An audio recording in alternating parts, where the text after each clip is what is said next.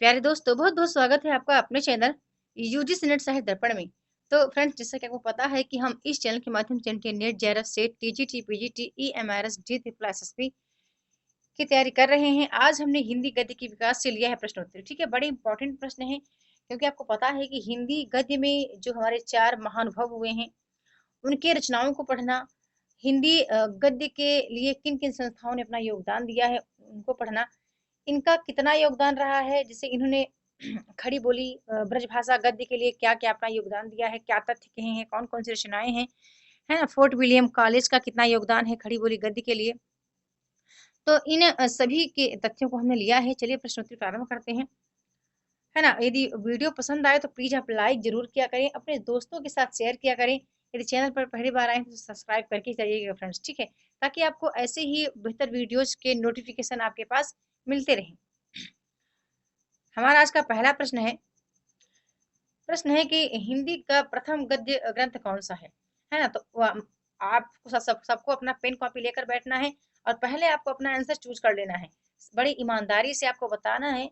मैंने केवल 15 प्रश्न लिए हैं, लेकिन वो 15 प्रश्न यहाँ पर किसके 20 के बराबर है। ठीक है, मैं बीच बीच में काफी सारी चीजें आपको बताती चली जाऊंगी कि किस तरह आपको अध्ययन करना है हिंदी गद्य के विकास में और कितना प्रश्न बनता है। ठीक है फ्रेंड्स, बनाने के लिए यहाँ से मैं 50 प्रश्न बना देती, लेकिन जो इंपॉर्टेंट है उसी तथ्य का जिक्र मुझे करना है, ना कि अनावश्यक तथ्यों को समाहित करना है। तो हमारा जो यहाँ पर करेक्ट आंसर है कि हिंदी का प्रथम गद्य ग्रंथ कौन सा माना गया है, तो उक्त व्यक्ति प्रकरण माना गया है। ठीक है, उक्त व्यक्ति प्रकरण को हिंदी का प्रथम गद्य ग्रंथ माना गया है। अब बात हो रही हिंदी का, ठीक है, याद रखिएगा हिंदी की बात हो रही है ना कि किसी और भाषा की। फिर चलते हैं अगले प्रश्न की ओर फ्रेंड्स। अगला प्रश्न स्क्रीन पर है। उम्मीद करती हूँ कि प्रश्न को देखते ही आपने अपना आंसर चूज कर लिया होगा कि निम्नलिखित में से कौन सी रचना लल्लू लाल की नहीं है।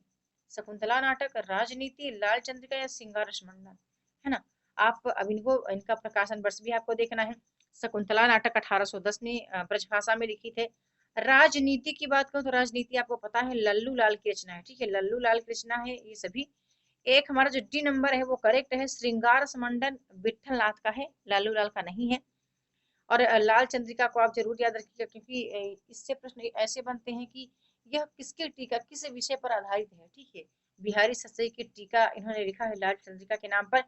राजनीति इनकी बड़ी इंपॉर्टेंट रचना है, तो उसको भी थोड़ा सा आप देख लीजिएगा। इनका विषय वस्तु फ्रेंड्स आप जरूर याद रखिए, ठीक है, और किस भाषा में लिखी गई है ये आप याद रखें, है ना। क्योंकि लल्लू लाल की सभी रचनाएं बहुत ही कमाल की हैं और आपको याद रखनी है उनका थोड़ा सा किस भाषा में है।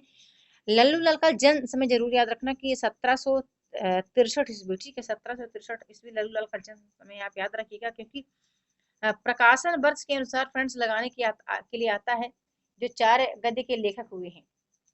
आगे देख लेती हूँ, अगला प्रश्न फिर आता है, ये भी इंपॉर्टेंट है। प्रश्न है कि भाषा योग वशिष्ठ को परिमार्जित गद्य की प्रथम पुस्तक और राम प्रसाद निरंजनी को प्रथम प्रौढ़ गद्य लेखक किसने स्वीकार किया है। तो उम्मीद करती हूँ कि सबने अपना चैनल आंसर चूज कर लिया है, आचार्य शुक्लनी। फिर एक अगला प्रश्न आता है हमारे पास कि खड़ी बोली गद्य साहित्य में लौकिक श्रृंगार में प्रेमाख्यान परंपरा का सूत्रपात किस कहानी से माना जाता है। रानी केतकी की कहानी, 11 वर्ष का समय, इंदुमती या दुलाई वाली।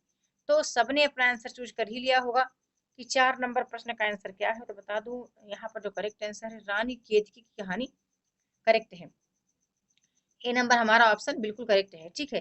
अब थोड़ा सा ये जो हमारे महानुभव हुए हैं, है ना, मुंशी सदा सुखलाल हैं, निसार अल्लाह खां, लल्लू लाल, सतल मिश्र। तो फ्रेंड्स इनकी जो भाषिक विशेषता है वो आप जरूर याद रखना, ठीक है। क्योंकि किसने संस्कृत मिश्रित हिंदी या शिष्ट बोलचाल की भाषा का प्रयोग किया, किसकी भाषा चटकीली मटकीली मुहावरेदार है, किसकी भाषा पूर्वी पन लिए हुए व्यवहारिक खड़ी बोली है। तो ये चीज आप याद रखना, क्योंकि यहाँ से भी प्रश्न बनते हैं, ठीक है, यहाँ से भी प्रश्न बनते हैं।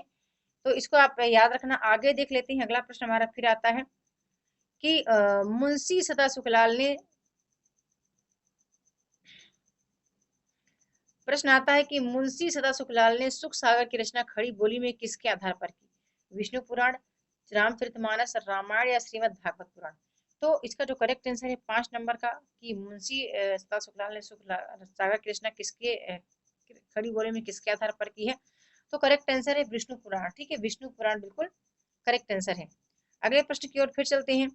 फिर हमारा प्रश्न बनता है कि इनकी काव्य भाषा गद्य भक्तों की कथा वार्ता के काम की ही अधिकतर है, न नित्य व्यवहार के अनुकूल है, न संबंध विचारधारा के योग्य। आचार्य शुक्ल का यह कथन किस गद्य महानुभाव लेखक के संबंध में है?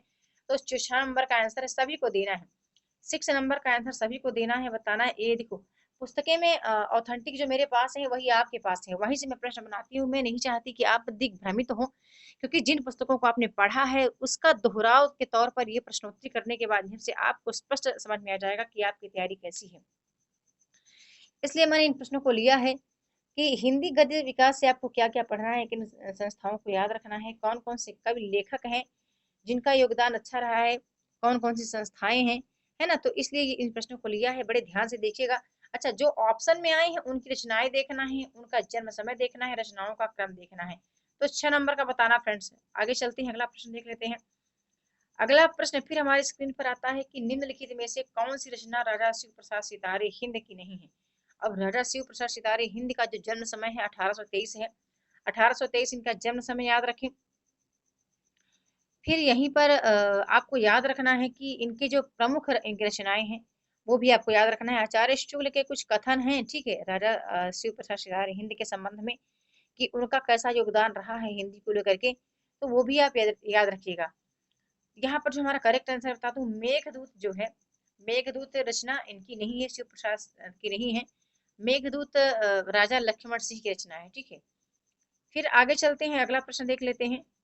फिर हमारा एक अगला प्रश्न आता है स्क्रीन पर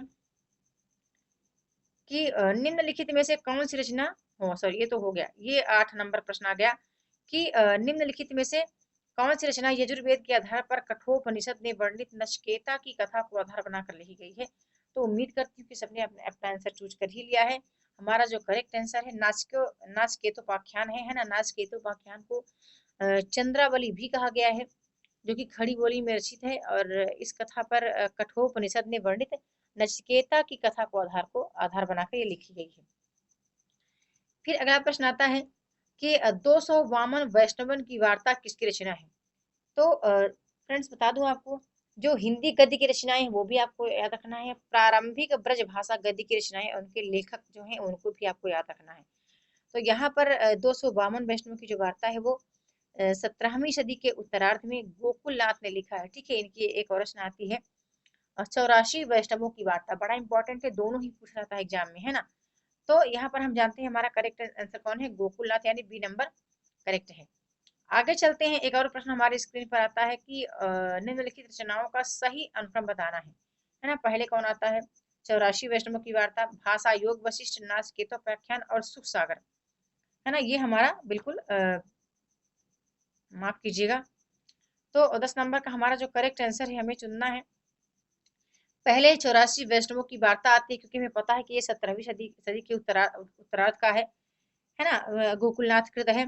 फिर भाषा योग वशिष्ठ आता है, जो कि 1741 में है, राम प्रसाद निरंजनी का।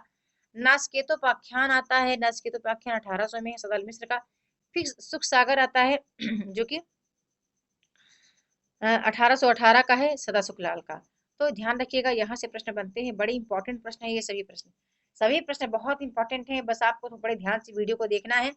अगला प्रश्न आता है कि हिंदी, हिंदवी, देहलवी, दक्षिणी, जमाने, हिंदुस्तान आदि नामों से किसे पुकारा जाता है?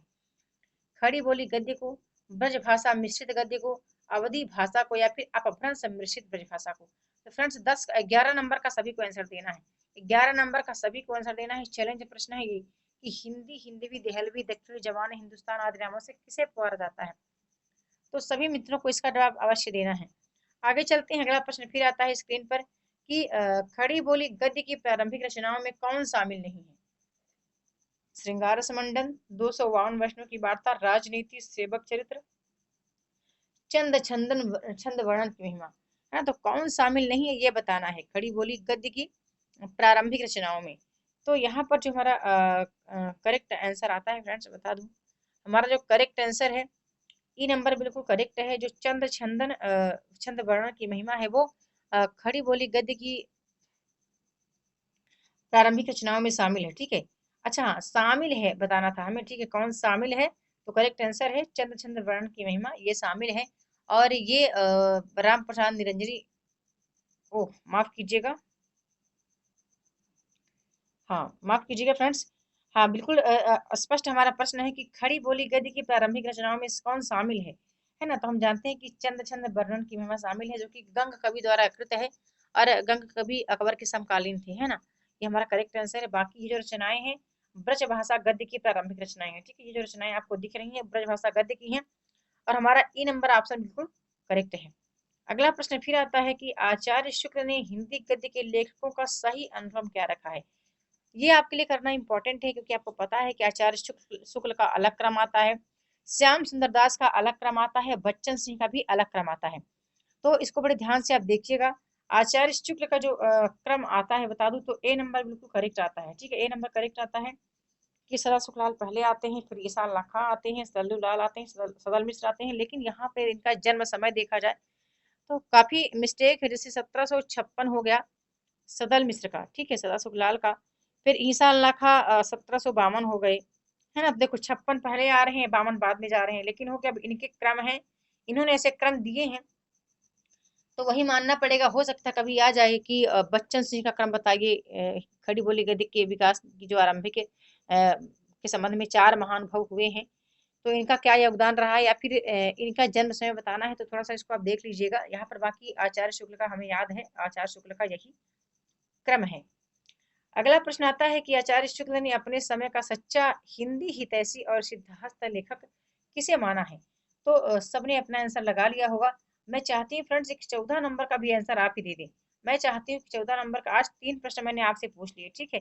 हिंदी गद्य के विकास में आप सबकी तैयारी बहुत अच्छी है, लेकिन मैंने कहा फिर भी कुछ मित्रों के अनुरोध पर मुझे ये प्रश्न लाना पड़ा है ना? कई बार मैंने ऐसी वीडियोस बनाए हैं, और कहना चाहूंगी कि आप चैनल का प्ले लिस्ट है, जो 1000 प्रश्नोत्तरी का सीरीज है, और 500 प्रश्नोत्तरी का जो हमारा चैनल का प्ले लिस्ट है, तो वो काफी इंपॉर्टेंट है। भले वहां पर सीरीज वाइज प्रश्न नहीं लगे हैं, लेकिन जितने वीडियोस पड़े हैं उन सबको आप देखिएगा। वीडियो को फास्ट करके आप अवश्य देखें, क्योंकि यदि उनको देखते हैं तो आपके यूजीसी नेट के अकॉर्डिंग काफी मतलब बेहतरीन प्रश्न वहां पर दिए गए हैं।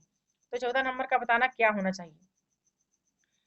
अगला प्रश्न फिर हमारा आता है, लास्ट प्रश्न आज का है कि हमारे मत में हिंदी और उर्दू दो बोली न्यारी नारी। हिंदी इस देश के हिंदू बोलते हैं, और उर्दू यहाँ के मुसलमान और फारसी पढ़े हुए हिंदुओं की बोलचाल है। यह कथन किसका है? तो सभी मित्रों को मैं चाहती हूँ कि मित्र आप पहले अपना वीडियो को पॉज करें, और वीडियो को पॉज करने के बाद अपना आंसर चूज करें, इसके बाद अपना आंसर लगाएं। हमारा जो करेक्ट आंसर है, बता दूं, यहाँ पर राजा लक्ष्मण सिंह ने कहा है, ये है ना? राजा लक्ष्मण सिंह ने रघुवंश के गद्यानुवाद के प्रकाशन में लिखा था, प्राकथन में, ठीक है? जब उन्होंने प्राकथन लिखा था, रघुवंश का गद्यानुवाद कर रहे थे, तो उन्होंने इस तथ्य का जिक्र किया था। तो यहाँ पर हमारा जो करेक्ट आंसर है, बी नंबर करेक्ट है। बस आज की वीडियो में इतना इतना ही। अगले वीडियो में फिर मिलती हूँ। यदि वीडियो पसंद आए तो लाइक और कमेंट करके अपना फीडबैक अवश्य कर दें। तब तक के लिए बहुत बहुत धन्यवाद।